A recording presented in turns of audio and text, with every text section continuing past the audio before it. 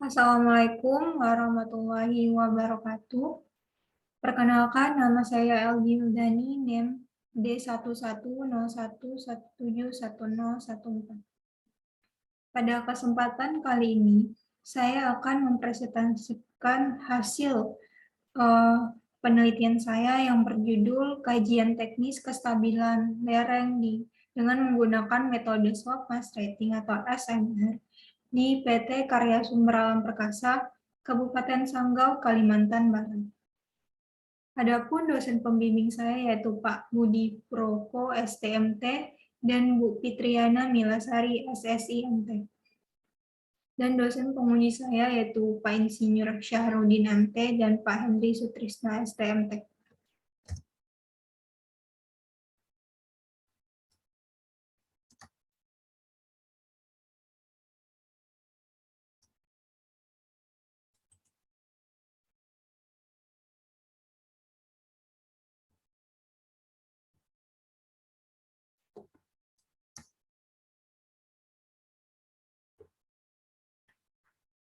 Adapun latar belakang dari penelitian saya yaitu di mana PT Karya Sumber Alam Perkasa merupakan perusahaan yang melakukan kegiatan penambangan untuk mendapatkan batu granit yang berada di Desa Pandan Sembuat, Kecamatan Tayan Hulu, Kabupaten Sanggau, Provinsi Kalimantan Barat. Di penelitian saya yaitu berada di PIT 2, di mana di PIT 2 tersebut sedang dilakukan kegiatan penambangan yang terbilang cukup curam. Tanah di sana pernah longsor dan ada aliran air yang mengalir di beberapa titik pada lereng. Faktor eksternal yang mungkin akan menjadi pemicu pergerakan batuan yaitu adanya aktivitas alat berat seperti alat breaker untuk memecahkan batuan di dekat tebing atau lereng pit 2 yang curam tersebut. Kajian teknis kestabilan lereng perlu ditinjau dari dinilai berdasarkan dari struktur geologi, kondisi air tanah, dan faktor pengontrol lainnya. Metode rock mass rating dan soft mass rating merupakan metode yang digunakan pada tahap awal dalam melakukan kajian teknis sebelum melangkah ke tahap perhitungan faktor keamanan. Dengan metode rock mass rating dan soft mass rating dapat diketahui kelas massa batuan, kohesi, sudut geser dalam, stabilitas lereng, dan probabilitas kelongsoran. Kondisi lereng yang stabil yang dapat memaksimalkan operasi penambangan, recovery cadangan yang optimal, dan terjaminnya keselamatan dan kesehatan kerja. Maka dari itu, peneliti mengharapkan penelitian ini dapat memberikan masukan atau acuan perusahaan dalam mengantisipasi dan meminimalkan risiko terjadinya kecelakaan operasional yang dapat merugikan perusahaan seperti bencana longsor. Adapun rumusan masalah penelitian saya yang pertama, berapa massa batuan di PT Karya Sumber Alam Perkasa? Kedua, bagaimana potensi tipe longsoran di PT Karya Sumber Alam Perkasa? Ketiga, bagaimana potensi kestabilan lereng di PT Karya Sumber Alam Perkasa? Tujuan penelitian saya yang pertama, mengkaji massa batuan di PT Karya Sumber Alam Perkasa. Kedua, mengkaji potensi tipe longsoran di PT Karya Sumber Alam Perkasa. Dan yang ketiga, mengkaji potensi kestabilan lereng di PT Karya Sumber Alam Perkasa. Pembatasan masalah dari penelitian ini yaitu peneliti peneliti hanya membahas atau mengkaji kestabilan lereng tambang di PIT 2 PT Karya Sumber Alam Perkasa. Manfaat penelitian yang pertama, memberikan kemampuan untuk mengkaji dan menganalisis suatu masalah yang berkaitan dengan pertambangan berupa kajian teknis kestabilan lereng. Kedua, memberikan masukan positif atau referensi bagi perusahaan sebagai bahan pertimbangan dalam menyelesaikan masalah yang berkaitan dengan keamanan lereng tambang agar menjadi tolak ukur dalam melakukan kajian terhadap lereng tambang. Ketiga, memberikan referensi mengenai kajian teknis kestabilan lereng untuk penelitian selanjutnya. Gambaran umum.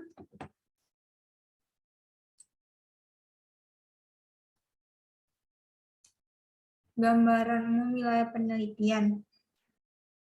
Berdasarkan izin IPOP PT KSAP, wilayah penelitian terletak di Desa Pandan Sembuat, Kecamatan Tayan Hulu, Kabupaten Sanggau, Provinsi Kalimantan Barat, Indonesia. Lokasi penelitian saya berada pada 110 derajat 20 menit 17,82 detik bujur timur dan 0 derajat 21 menit 16,37 detik lintang utara. Lokasi penelitian dapat ditempuh dari Kota Pontianak dengan jalur darat menggunakan kendaraan roda 4 maupun roda 2 dengan jarak tempuh kurang lebih 159 km dan waktu tempuh kurang lebih 4 jam. Jalur yang dilewati dari Kota Pontianak adalah Jalan Trans Kalimantan, Batang Tarang, dan Sosok. Berikut adalah peta kesampaian lokasi penelitian saya. Berikut peta geologi regional. Dan ini adalah peta geologi lokal penelitian saya yang dimana hanya terdapat 2 jenis, yaitu granodiorit Mansibau dan formasi Payak. Berikut adalah peta geologi, peta topografi.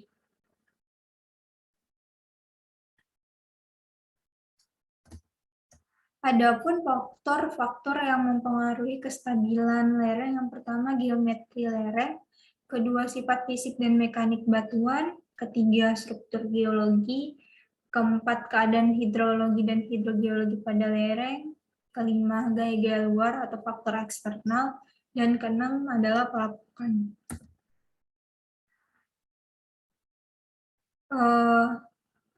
Kekar adalah struktur retakan atau rekahan terbentuk pada batuan akibat suatu gaya yang bekerja pada batuan tersebut dan belum mengalami pergeseran.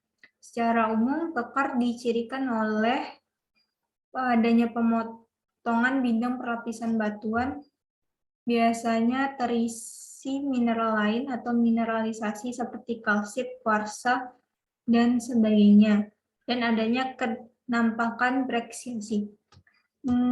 Berikut adalah contoh dari kenampakan kekar di lapangan. Di sini adalah contoh kekar. Adapun yang gambar di sini adalah kekar Gerops dan di sini adalah kekar tensional.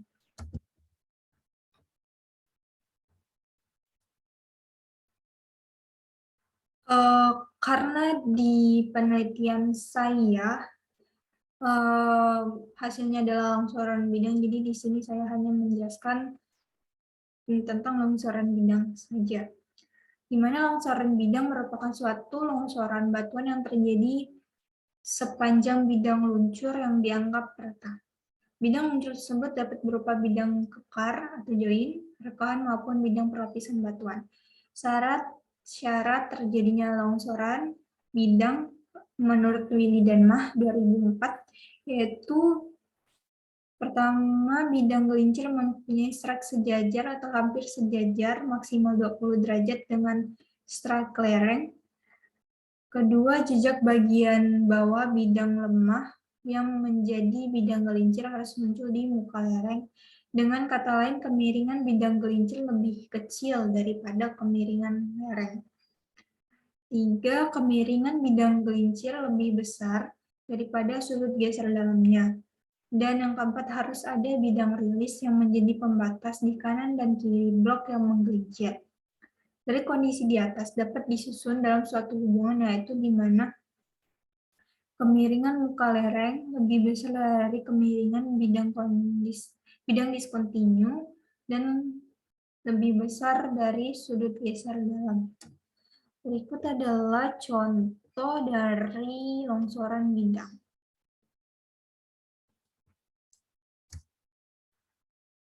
Metode rock mass rating terdiri dari 5 faktor pengontrol, yaitu pertama uji kuat tekan batuan atau CS, kedua rock quality designation atau RQD, yang ketiga spasi diskontinuitas, keempat kondisi diskontinuitas, dan kelima kondisi air tanah. Dan koreksi dapat dilakukan bila diperlukan untuk orientasi diskontinuitas atau KAR.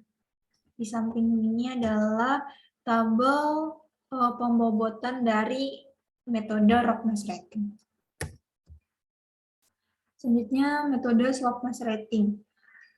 Metode slope mass rating didapat dari RMR dengan mengurangi faktor penyesuaian yang bergantung pada akar hubungan lereng dan menambah faktor metode penggalian yang didefinisikan sebagai berikut, yaitu SMR sama dengan RMR basic dikurang dalam kurung F1 dikali F2 kali F3 tutup kurung ditambah F4.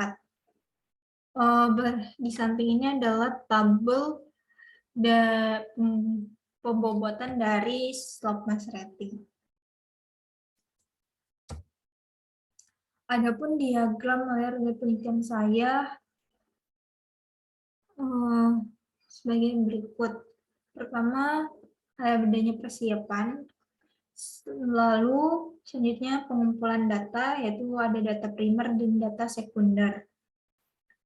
Lalu dilanjutkan dengan pengolahan data, di mana pengolahan data yang pertama geometri lereng, kedua sifat mekanik batuan, ketiga RMR, keempat potensi tipe longsoran, kelima SMR. Dan apabila memenuhi syarat kelongsoran, maka dilanjutkan perhitungan faktor keamanan. Dan apabila tidak terjadi atau tidak memenuhi syarat kelongsoran, maka langsung dilanjutkan ke analisis data. Analisis data terus pada penelitian saya yang pertama analisis pengaruh kelas massa batuan terhadap kestabilan lereng di pit 2, kedua analisis potensi tipe longsoran di pit 2, dan ketiga analisis potensi kestabilan lereng di pit 2. Lalu dilanjutkan dengan kesimpulan dan saran dan selesai. Alat yang saya gunakan pada penelitian saya yang pertama alat uji kuat tekan batuan untuk menguji kuat tekan uniaksial sampel batuan. Selanjutnya ada alat uji kuat tarik batuan yaitu untuk menguji kuat tarik sampel batuan. Ada kompas geologi digunakan untuk mengukur strike dan dip. Meteran untuk mengukur spasi bidang diskontinu, kemenerusan kekar, dan geometri lereng. GPS untuk memotret titik koordinat, clipboard sebagai alat bantu menentukan strike, jangka sorong untuk mengukur bukaan diskontinu, mesin gerinda untuk preparasi sampel batuan, QGIS 3.10 untuk pengolahan peta, rock science dips 7.016 untuk pengolahan data. Adapun bahan penelitian saya berupa sampel batuan yang diambil di sekitar lereng dilakukannya pengamatan kondisi bidang diskontinu. Sampel ini berfungsi sebagai objek penelitian untuk mendapatkan data yang mewakili dari keseluruhan populasi batuan yang ada di lokasi penelitian saya. Sampel yang saya ambil ada di jenis yaitu bongkahan dan batuan spit. Contoh yang diambil sebanyak 2 bongkahan dengan ukuran kurang lebih 15 cm untuk pengujian kuat tekan dan kuat tarik batuan. Dan 2 contoh agregat kasar yaitu batuan spit ukuran 1x2 dengan berat kurang lebih 5 kg untuk pengujian sifat fisik. Masing-masing contoh diambil di titik berbeda. Contoh sampel batuan yang didapat diasumsikan memiliki jenis batuan yang sama karena berada di satu lokasi yang sama, namun terletak pada titik yang berbeda. Kegiatan pengambilan sampel itu secara grab sampling. Metode grab sampling ini merupakan teknik sampling sampling dengan cara mengambil bagian atau fragmen yang berukuran besar dari suatu material yang mengandung mineralisasi secara acak. Metode ini bertujuan untuk memperoleh atau pengecekan kualitas. Berikut adalah titik pengambilan sampel saya, yaitu dan ini adalah peta pengambilan sampel.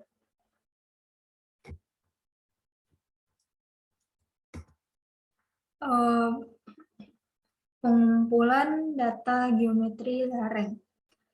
Peneliti melakukan pengambilan data lereng seperti panjang kemiringan lereng, strike, dan dip lereng.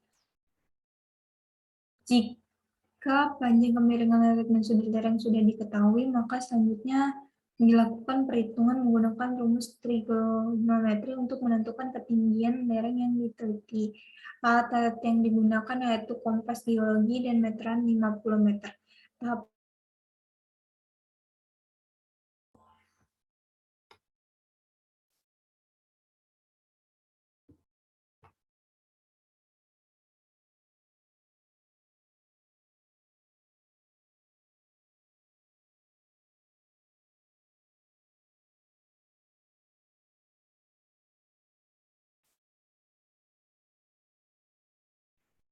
Baiklah, saya akan melanjutkan tahapan yang dilakukan untuk mendapatkan geometri lereng. Pertama, mengukur sudut kemiringan lereng atau dip lereng, di mana dapat diukur menggunakan kompas geologi. Selanjutnya, strike lereng dapat diukur dengan menggunakan kompas geologi.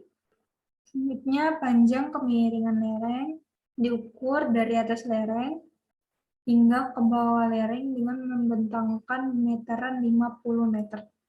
Lalu dibaca angka yang didapat dari hasil bentangan tersebut. Ketinggian lereng dapat dihitung dengan persamaan berikut, yaitu ketinggian lereng sama dengan panjang kemiringan dikali sin alfa atau sudut lereng.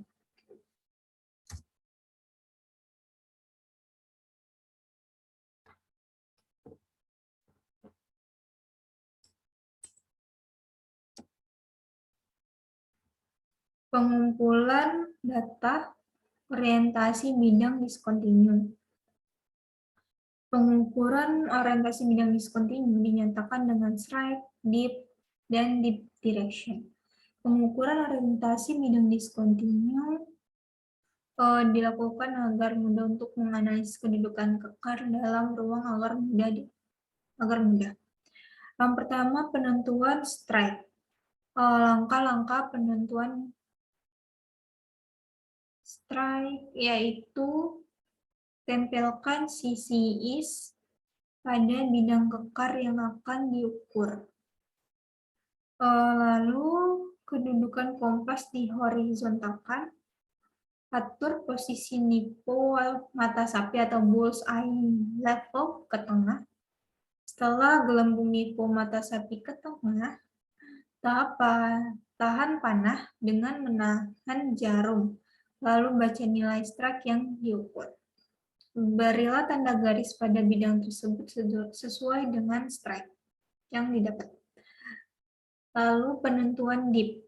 Langkah-langkah penentuan dip yaitu tempelkan sisi west kompas pada posisi tegak lurus dengan arah strike yang sudah digaris pada clipboard dan dalam posisi vertikal. Nolkan klinometer, lalu atur letak klinometer sehingga gelembung udaranya tepat berada di tengah, lalu baca sudut yang terletak di atas angka klinometer. Penentuan dip direction. Dip direction dapat ditentukan dengan cara mengurangkan 90 derajat dari nilai strike yang telah diukur.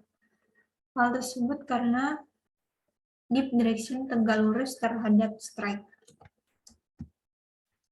Lalu pengumpulan data, spasi, dan kondisi bidang diskontinu. Spasi bidang diskontinu diukur menggunakan meteran. Nilai spasi yang perlu diukur adalah jarak tegak lurus dari diskontinuitas yang ada terhadap garis scanline. Pengukuran tersebut dicatat pada format data lapangan.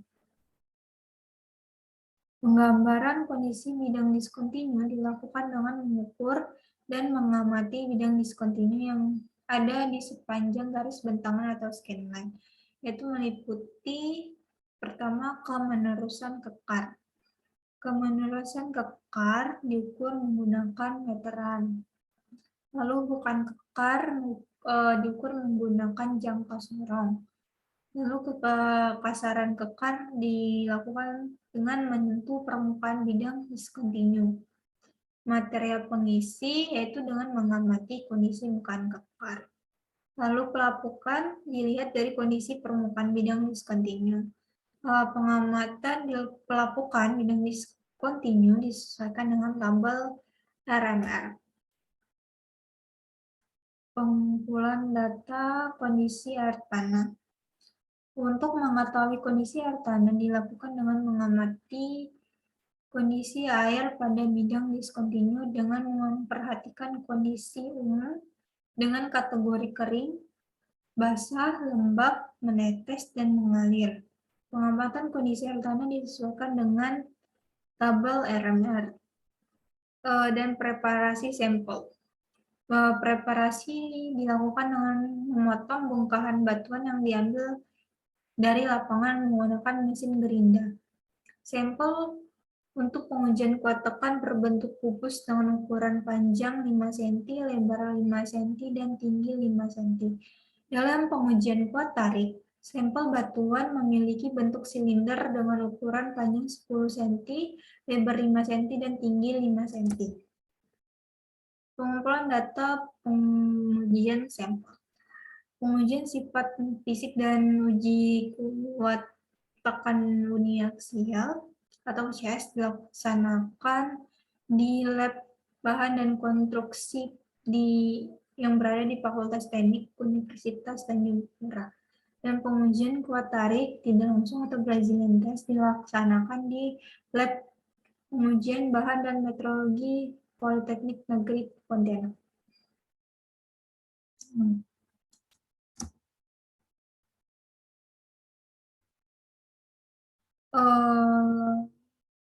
Pengujian kuat tekan UCS untuk mengklasifikasikan kekuatan dan karakteristik batuan utuh. Pengujian dilakukan menggunakan mesin tekan dan pembebanan mengikuti standar International Society of Rock Mechanics atau ISRM tahun 1981.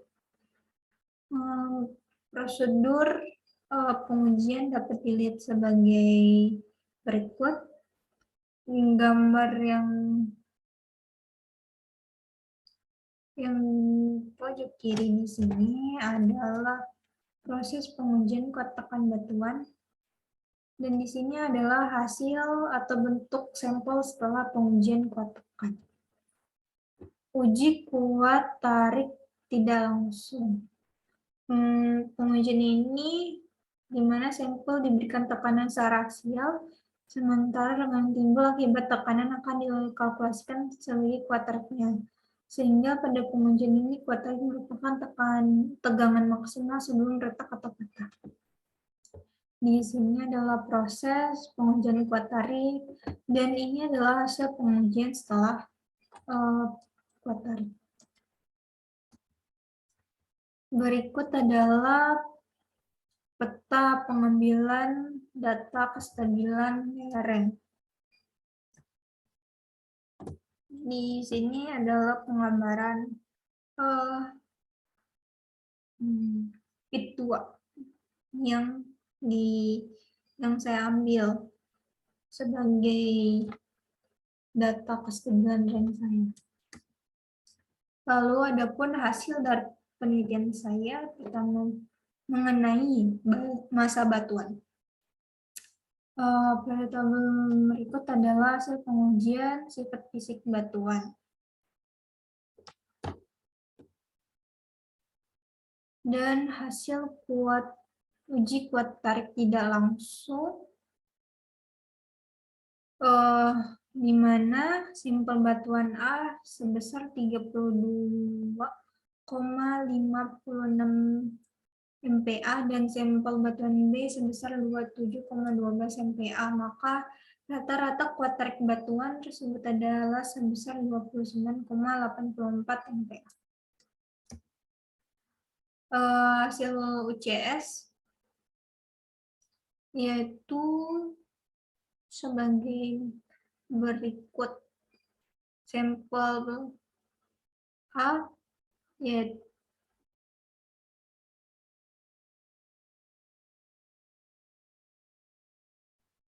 jadi rata-rata hasil UCS saya itu 134,52 MPa. Dan hasil analisis sifat mekanik batuan.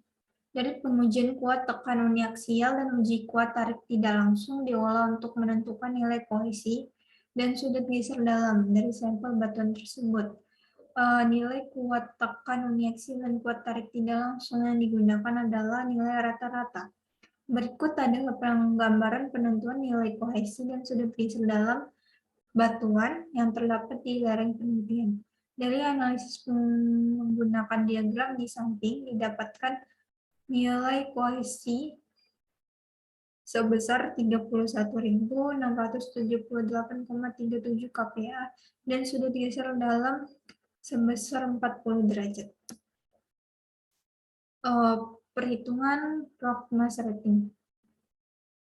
Dari kuat pertama, kuat tekan batuan. Dari uji kuat tekan batuan dengan metode UCS yang telah dilakukan di lab, didapatkan hasil seperti tabel di bawah ini, di mana sampel A dengan nilai UCS-nya 166,079 MPa, maka dapat dibobotkan dengan rating 12, dan sampel B dengan nilai UCS 102,961 MPa dapat dibobotkan dengan nilai 12. Rata-rata dari nilai UCS kedua sampel yaitu 134,252 yang dapat dibobotkan dengan nilai 12. Jarak diskontinuitas merupakan jarak rata-rata setiap diskontinuitas. Karena scan line yang saya gunakan adalah 20 meter, maka di setiap interval atau per meternya terdapat 20 interval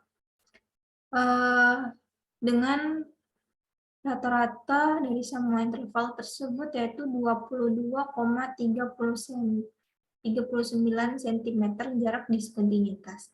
Maka dapat dibobotkan dengan nilai 10. Rock quality designation dilakukan dengan penilaian empiris berdasarkan data kekar sesuai dengan persamaan 2.20 deskripsi saya dan penelitian rating RKD tiap interval berdasarkan tabel RMR. Hasil RKD dapat dilihat pada tabel 4.4 atau tabel di bawah ini, di mana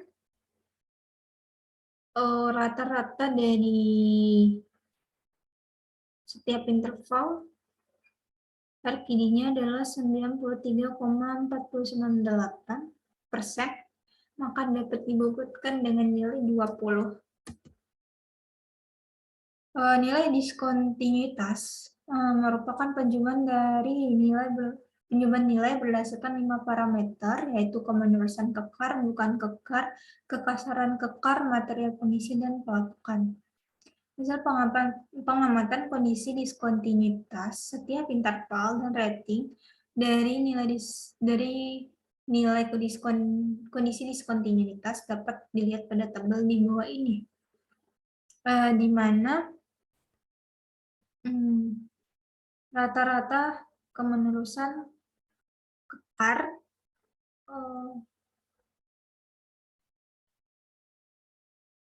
dapat dibobotkan dengan nilai 6 atau kurang dari 1 meter. Dan bukaan kekar dibobotkan dengan nilai 6, yaitu tidak ada bukaan. Dan kekasaran kekar diberi rating 5, yaitu batuan di sana kasar. Dan material pengisi kekar dibobotkan dengan nilai 6 atau bisa dikatakan tidak ada material pengisi. Lalu pelapukan dapat dibobotkan dengan nilai 6 atau tidak lapuk. Sehingga total dari 5 parameter tersebut jika ditotalkan maka didapatkan nilai 28. Kondisi air tanah merupakan nilai penilaian kualitatif dari kondisi pengaruh air pada setiap diskontinuitas. Hasil pengamatan kondisi air tanah setiap interval dan rating dari nilai kondisi air tanah dapat dilihat pada tabel di bawah ini, di mana rata-rata dari setiap interval kondisi air tanahnya dapat dikategorikan dalam basah dan dibobotkan dengan nilai 7.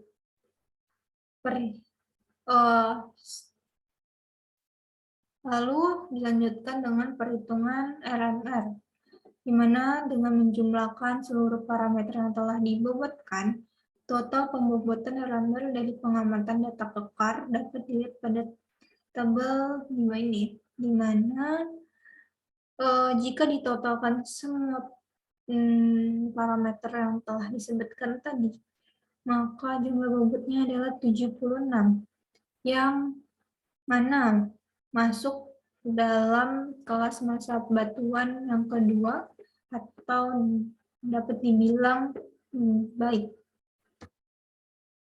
Lalu dilanjutkan dengan hasil pengamatan orientasi kekar.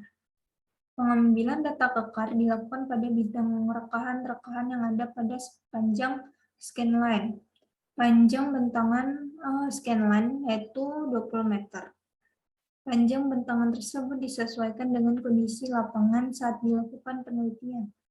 Proses pengambilan data menggunakan kompas geologi, clipboard, dan lembar pengambilan data. Di samping ini adalah kekar yang didapatkan, yaitu sebanyak 79 data kekar yang ada di lapangan. Berikut tipe longsoran berpotensi terjadi di lokasi penelitian dapat diketahui dengan cara menginput kedudukan lereng, data kekar, koaksi, dan sudut geser dalam batuan ke dalam program Rock Science Dips, di mana kedudukan lereng penelitian berada pada koordinat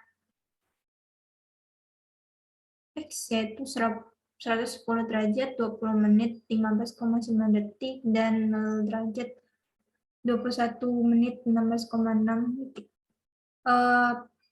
Berada pada elevasi 69 mdpl dengan strike north 265 derajat east, dip-nya 70 derajat, dan dip direction north 355 derajat east.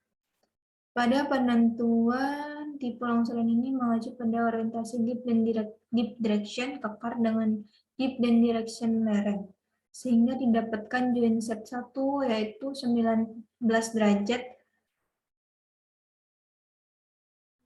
untuk dip dan dip direction-nya north 169 derajat east. Berikut analisis tipe longsoran menggunakan StrawNet dan SmithNet yang digambarkan melalui aplikasi dip. Untuk lebih jelasnya dapat dilihat pada gambar di bawah ini. Keduduk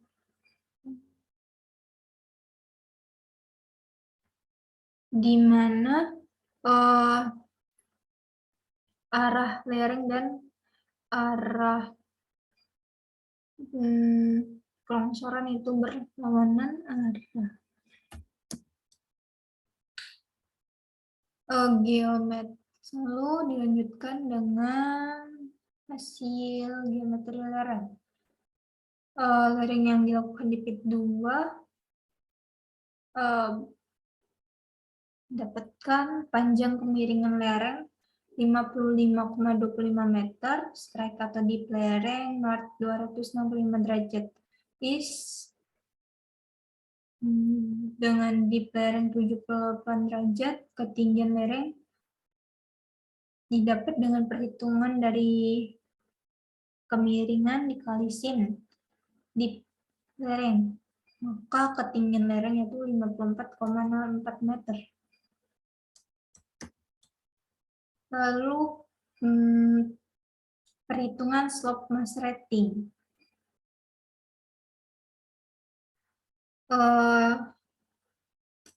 Berdasarkan analisis didapatkan bahwa tipe keruntuhan yang paling potensial adalah plane failure atau keruntuhan kelongsoran bidang. F1 yaitu perhitungan F1 yaitu dengan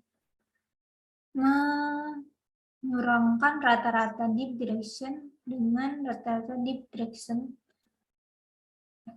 direction join dikurang dengan rata-rata deep direction slope, yaitu 169 derajat dikurang 355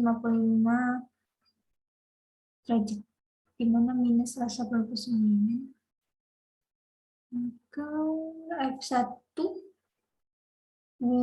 didapatkan 186 derajat, maka dapat dibobotkan 0,15. F2 didapat dengan nilai 19 derajat dan F3 minus 59 derajat dibobotkan dengan nilai minus 60. F4 yaitu metode ekskavasi yang dilakukan adalah blasting atau peledakan renat, maka dapat dibobotkan dengan nilai 0.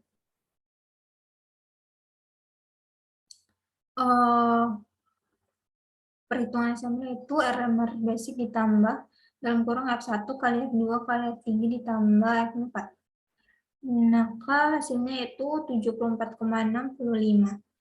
Dapat dikategorikan dalam kelas SMR yaitu yang kedua dalam kategori baik. Pembahasan. Berdasarkan perhitungan RMR, massa kelas batuan dapat diklasifikasikan ke dalam kelas 2, yaitu dalam kategori baik. Batuan di pit 2 rata-rata dapat bertahan selama 1 tahun dengan rentang 10 meter. Sudut geser dalam batuan aktual yang diperoleh dari hasil pengujian lab yaitu 40 derajat, di mana sudah disesuai dengan sudut geser dalam yang diperbolehkan di Banalski tahun 1993, yaitu berkisar 35 sampai 45 derajat untuk kelas kedua. Kemiringan lereng aman menurut Banalski tahun 1993 yaitu 65 derajat, namun aktual di lapangan kemiringan lereng di pit 2 yaitu 78 derajat. Berdasarkan perhitungan SMR, lereng di pit 2 masuk dalam kategori kelas kedua yaitu baik, sehingga dapat dikatakan bahwa kondisi lereng tersebut stabil dan probabilitas longsor yang terjadi kurang lebih 20%. Lereng tetap stabil walaupun sudut kemiringan lereng aktual di lapangan melebihi batas maksimum kemiringan lereng yang amat menurut teori. Hal tersebut dipengaruhi oleh faktor kuat tekan batu yang besar yaitu 134,52 MPa, nilai RKD yang besar yaitu 93,498%. Lalu kemenerusan kekar yang kurang dari 1 meter, bukan kekar yang tidak ada, material pengisi kekar yang tidak ada, permukaan batu yang sedikit kasar, dan kondisi pelekuan yang ada di lokasi penelitian rata-rata tidak mengalami pelapukan. Hanya ada sedikit bagian yang laput. Lalu pola-pola diskontinuitas dan kedudukan muka lereng menunjukkan adanya model kelongsoran bidang atau flank failure. Dapat dilihat dari sketsa gambar geometri bidang sebagai berikut.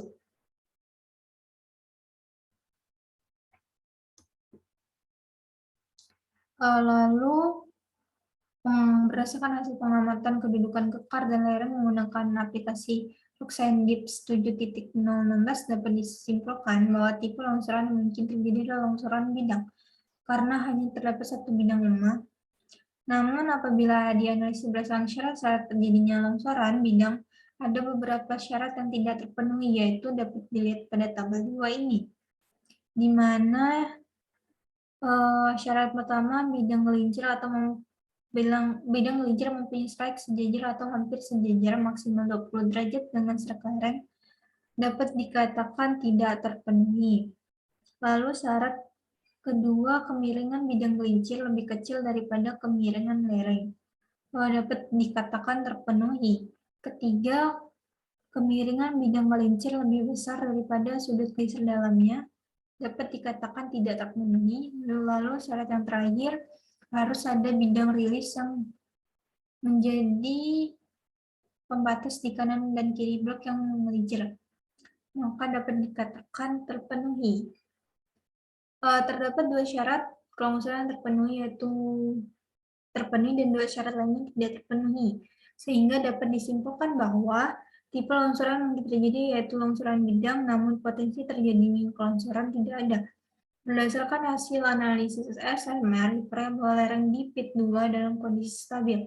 Selain itu, berdasarkan hasil proyeksi stereografis di lereng di pit 2, menunjukkan bahwa kondisi lereng stabil karena arah longsor dan arah muka lereng berlawanan arah, serta sudut-sudut kemiringan terbentuk pada lereng pit 2 tidak memenuhi syarat.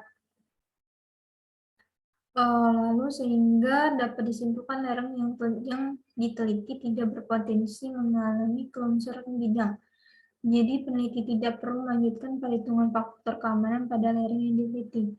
Dengan kata lain, lereng yang diteliti oleh peneliti tergolong aman atau stabil.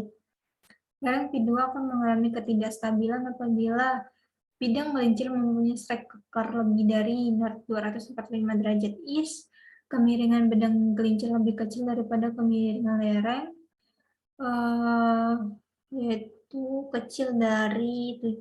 yaitu kemiringan bidang gelincir kecil dari 78 derajat. Kemiringan bidang gelincir lebih besar daripada sudut geser dalam atau dapat dikatakan kemiringan bidang gelincir lebih besar dari 40 derajat. Dan ada bidang rilis yang menjadi pembatas di kanan kiri blok yang menggelincir. Selain itu, faktor yang dapat menyebabkan lereng yang akan tidak stabil apabila nilai dari massa batuan di lereng tersebut atau RMR kurang dari 43 derajat.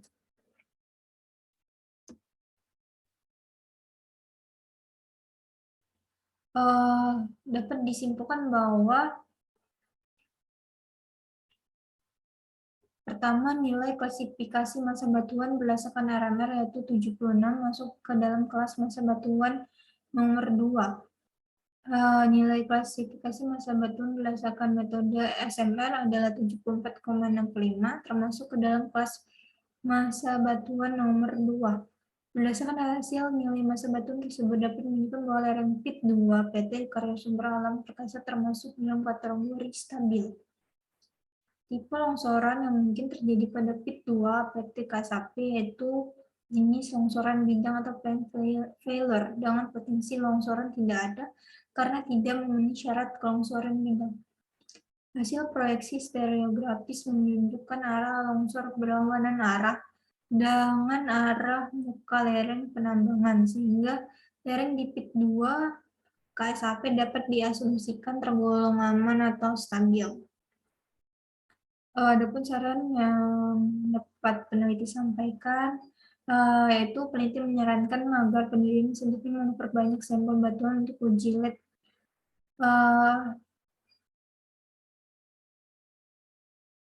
dan mengembangkan penelitian ini menggunakan metode lain. Sekian presentasi yang dapat saya sampaikan. Terima kasih atas perhatiannya. Wassalamualaikum warahmatullahi wabarakatuh.